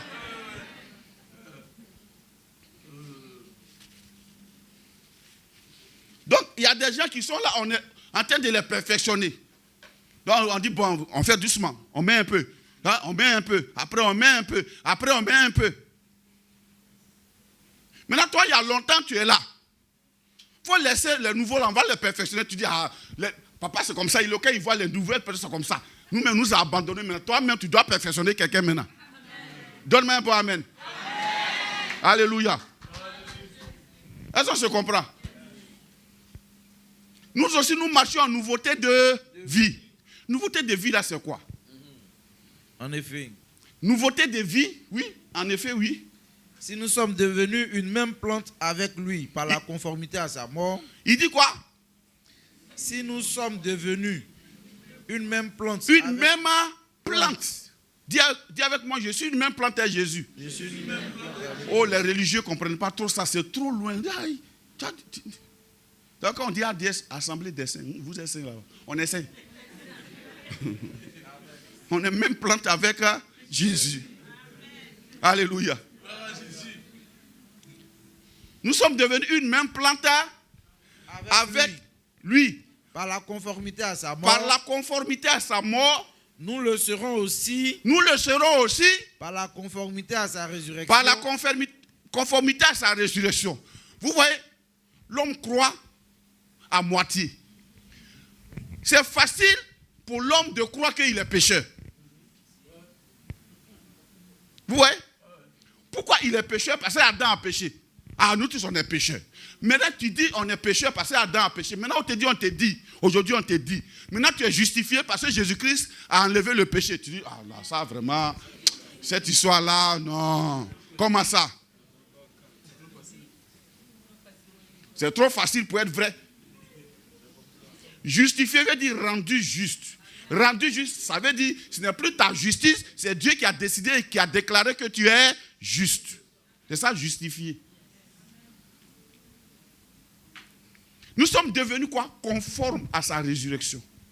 Or, quand Jésus est ressuscité, qu'est-ce qu'il a fait? Masokata. C'est-à-dire, sa colère n'a pas duré sur la terre. Avant sa résurrection, lui, il opérait derrière les miracles. Quand il est ressuscité, on dit traverse mur. Imagine s'il est resté sur la terre un peu. C'est fini. Nous autres, on n'a même pas net. Ça leur finit là. Il dit qu'il faut qu'il n'y ait pas de vide pour que les pierres la fassent leur part avant que je ne revienne les chercher. C'est quoi? Il est parti vite. Sinon là, il traverse le mur, voum. Il cause avec des gens, ils vont à Emmaüs, ses propres disciples. Il cause avec eux, ils ne l'ont pas reconnu. Ils sont là, mais toi tu es un étranger ou bien quoi? C'est toi celui qui est à Jérusalem, qui ne sait pas que Jésus de Nazareth là. Ses propres disciples qui sont en train de parler de lui, hein, à la troisième personne du singulier. Jésus de Nazareth, il avait dit. Il nous avait dit, il avait dit qu'il allait mourir, puis le troisième jour, nous on s'en va au village. Toi tu racontes quoi là même? Et il prend la Torah, il prend les prophètes, il prend Somme et il leur explique qui est le Messie. Jusqu'à ce qu'il arrive avec eux, quand il a rompu le pain, diamant rompt le pain. Leurs yeux se sont ouverts. Le pain qu'on casse ouvre tes yeux, frère. Alléluia. Tu es devenu conforme, même plante. Dis à moi, je suis conforme à Jésus. C'est des choses que tu dois dire quand tu te lèves. Quand tu te lèves matin, tu dis, l'homme conforme à Jésus vient de se réveiller. Dis-moi, je suis conforme à Jésus. Dis-moi, je suis conforme à Jésus. Maso katabrayande. Lekete brosu katabrayanda. Alléluia. On peut s'asseoir un peu. Tu es conforme à Jésus. Jean 15, verset 3. On peut lire par verset 1 même. Jean 15. Je suis le vrai cep. Je suis le vrai cep. Et mon père est le vigneron. Et mon père est le vigneron. Le cep veut dire le tronc, le vrai tronc, la vraie vigne. Et mon père est le propriétaire de la vigne. Oui. Tout sarment Toute branche qui est en moi qui est en moi, et qui ne porte pas de fruits, oui, il le retranche. il le retranche. Et tout sarment Oui, qui porte du fruit, oui. il l'émonde. Il n'a pas dit tout sarment qui n'est pas en moi, il le retranche. Il dit tout sarment qui est en moi, qui ne porte pas de fruits. Ça veut dire qu'on peut être en Christ et puis renier qu'on est en Christ. C'est les gens qui ont peur des démons là. Le frère Achille, vraiment prie pour moi. Demain, moi au village. Va au village, tu as quel problème? Va au village. Dans nos villages, les sorciers, hein?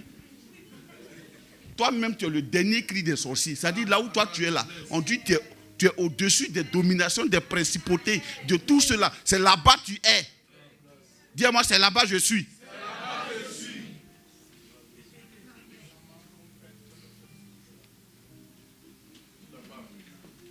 Vraiment, c'est pas facile. Et la vie chrétienne n'est pas facile. Si la vie chrétienne n'est pas facile, Christ est moi en vain.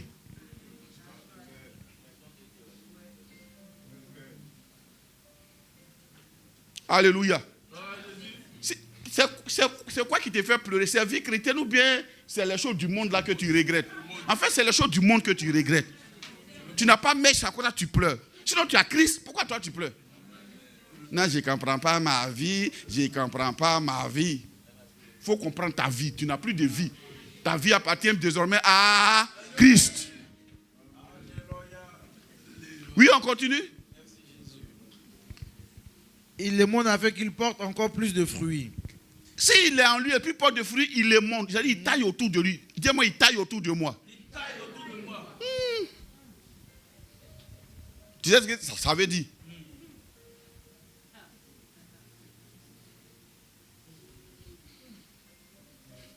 Quand tu vas au champ, elle est vieux là, cacaoyer là.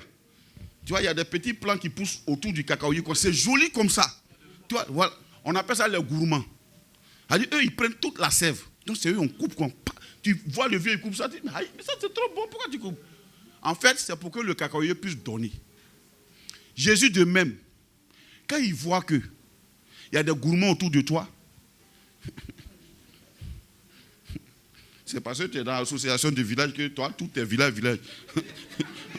Quand tu es chrétien, tu es dans l'association de village, toujours tu es dans la réunion de village, au lieu de lire ta Bible.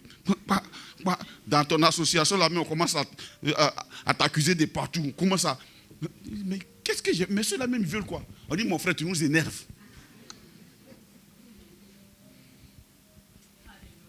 Il coupe. Il te montre. Afin que tu portes plus de fruits. Verset À la 3. suite, il dit quoi?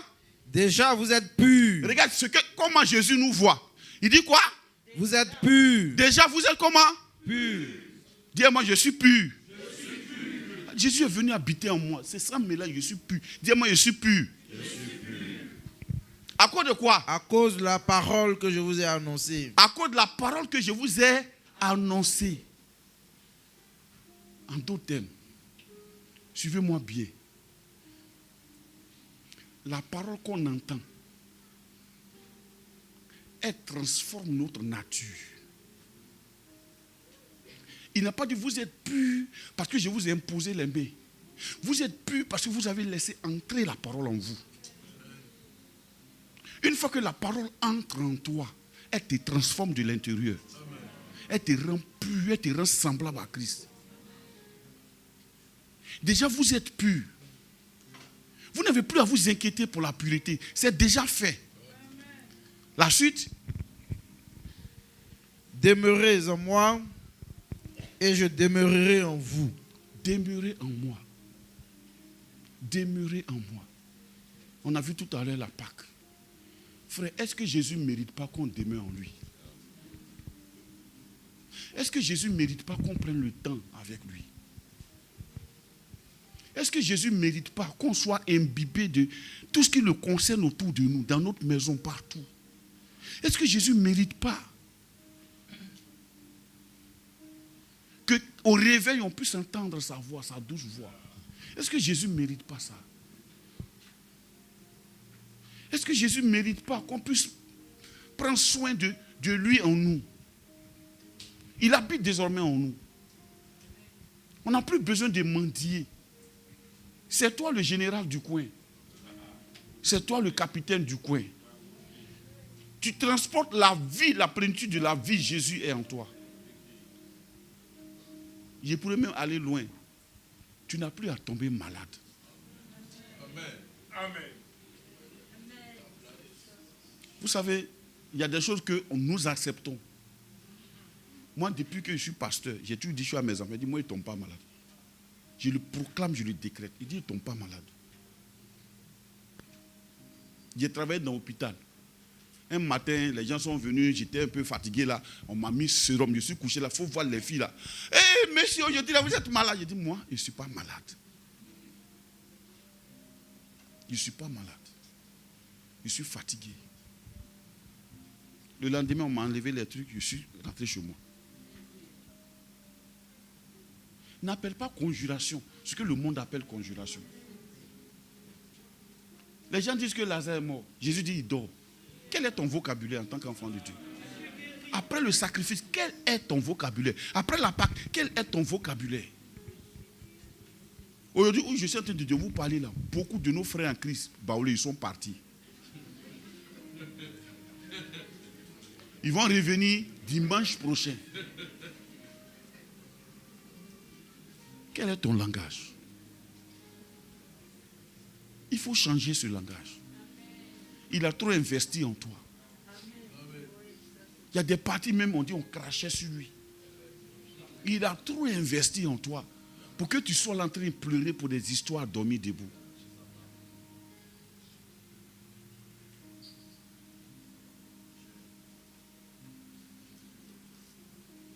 Tu es celui qui est la solution. Tu sanctifies les airs. Imagine qui il a laissé sur à Jérusalem, Pierre. Il est monté au ciel, c'est Pierre qui l'a laissé là. Il dit, Pierre est là. Amen. Pierre est là. Ces choses qui pullulent partout où on te fait croire que non, le sorcier est plus gros que machin. Faut même pas chercher à écouter ça. C'est pour ça que je vous assure, même quand tu regardes le film de Jésus, si tu n'as pas lu la Bible, que tu as regardé un film chrétien, il y a des choses qui vont changer dedans et tu vas croire ça. Je vous dis, les films de trucs là, où Israël sort là, il y a des vieux, on met dans le chariot. On n'a pas dit, on dit eux tous. Il n'y a pas un qui est resté en arrière, eux tous marchaient. Ils ont traversé à pieds nus la mer Rouge. Eux tous. Imagine s'il a fait ça dans l'Ancien Testament, imagine nous.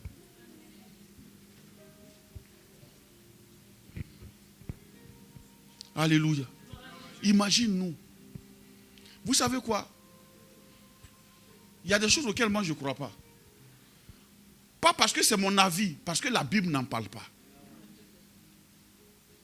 Un jour, Pierre a dit à Jésus, non, tu ne vas pas mourir. Pourquoi tu dis que tu vas mourir? Réponds-toi à Jésus, pourquoi tu dis ça? Jésus a dit quoi? Arrière de moi, Satan. Est-ce que le lendemain, il a fait sa délivrance? Non.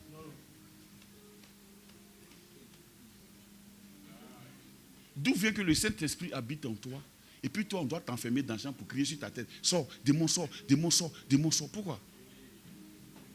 As-tu déjà vu le Saint-Esprit, Dieu, venir se coucher sur le même lit qu'un démon? Est-ce que tu as déjà vu ça? La Bible dit un jour, ils ont pris l'arche de l'Éternel. L'arche. Ils ont mis l'arche là. Dans la chambre, les Philistins, de leur Dieu qu'on appelle Dagon. Ils sont venus matin, ils ont trouvé Dagon couché face contre terre devant l'arche.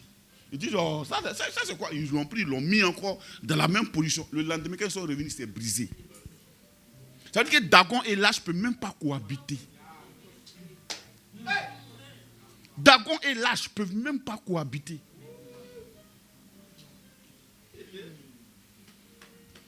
Comment se fait-il que toi, tu as reçu Jésus dans ton cœur et puis tu dis et tu confesses que tu as les démons? La Bible dit, si je rebâtis ce à quoi moi-même j'ai dit non, je deviens une loi pour moi-même.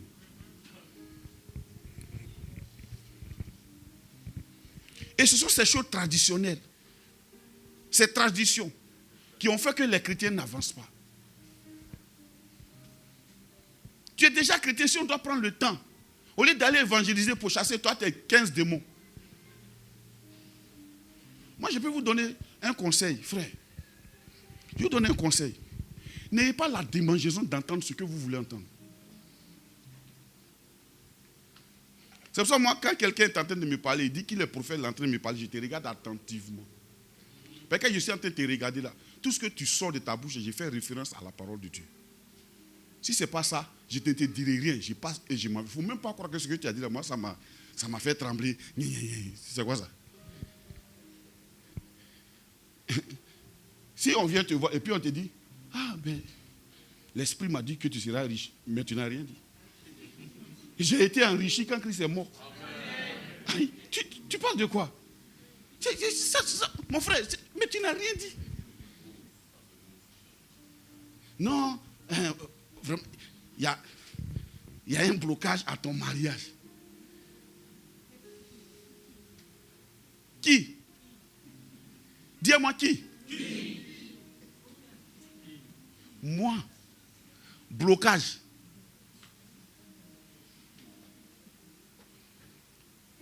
Si vous avez de la foi, vous direz à cette montagne, oh toi, jette-toi dans la mer et elle obéirait. Montagne. Quel blocage peut tenir devant un enfant de Dieu?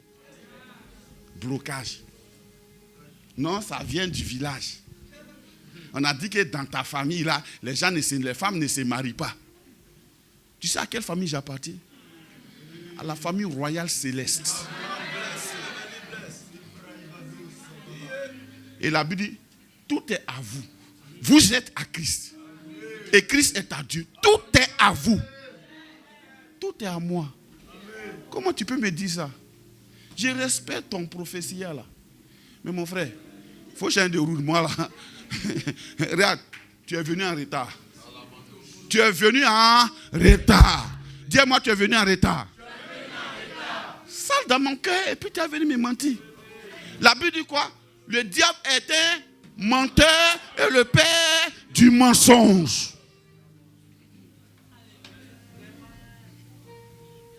On va prier chez toi un sel. Moi, je mange sel. Moi, je suis sel. Jésus dit, vous êtes le sel là de la terre.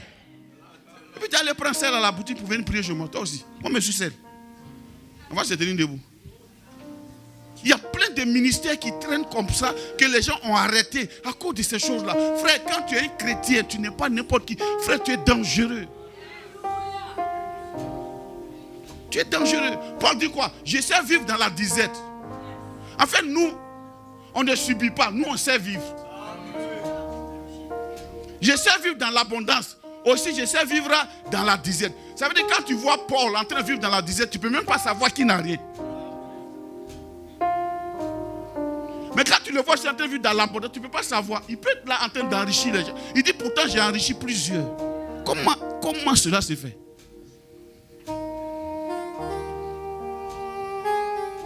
Tu es le choix de Dieu.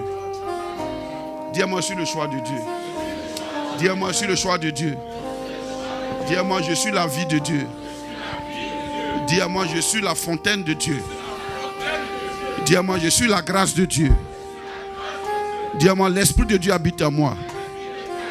Le Saint-Esprit habite en moi. Je rends possible les situations impossibles.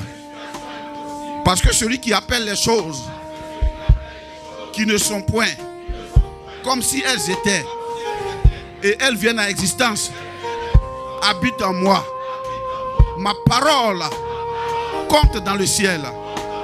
Je suis fils de Dieu. Je suis fils de Dieu. Je suis fils de Dieu. Je marche dans la gloire de mon Père. Tel il est, tel je suis. J'ai les traits d'un roi. Je n'appartiens pas à l'esclavage. Au nom puissant de Jésus. Je suis guéri parce que j'ai été déjà guéri. Je suis guéri parce qu'il y a longtemps j'ai été guéri.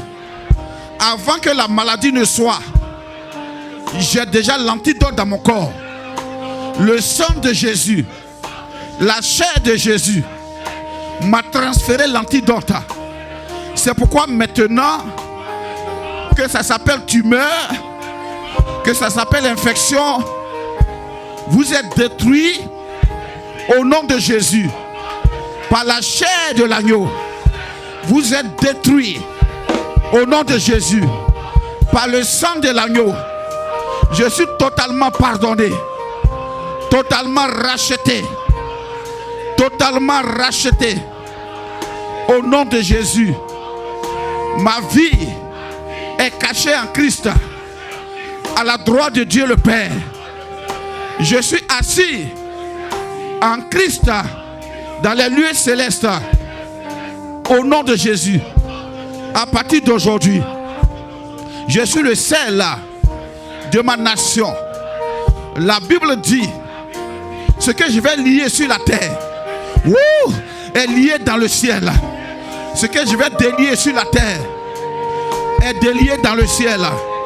C'est pourquoi maintenant, au nom de Jésus, s'il y avait une maladie dans cette salle, je la lie au nom de Jésus. Je la lie au nom de Jésus. Mon frère, tu es guéri au nom de Jésus. Ma soeur, tu es guérie au nom de Jésus. Par les maîtresses de Jésus, dont la tête a porté la couronne d'épines. Ces douleurs de tête disparaissent au nom de Jésus. Son corps a été percé. Alors ce matin, les douleurs dans le dos disparaissent au nom de Jésus. Père, merci pour ta guérison, pour ta puissance, pour ton autorité. Au nom de Jésus, désormais, je me lève comme un affranchi pour aller guérir les gens, pour apporter la bonne nouvelle, pour apporter la faveur de Dieu. L'agneau de Dieu, notre Pâques, Jésus-Christ a été immolé. Je n'ai rien à craindre. Au nom de Jésus, Amen.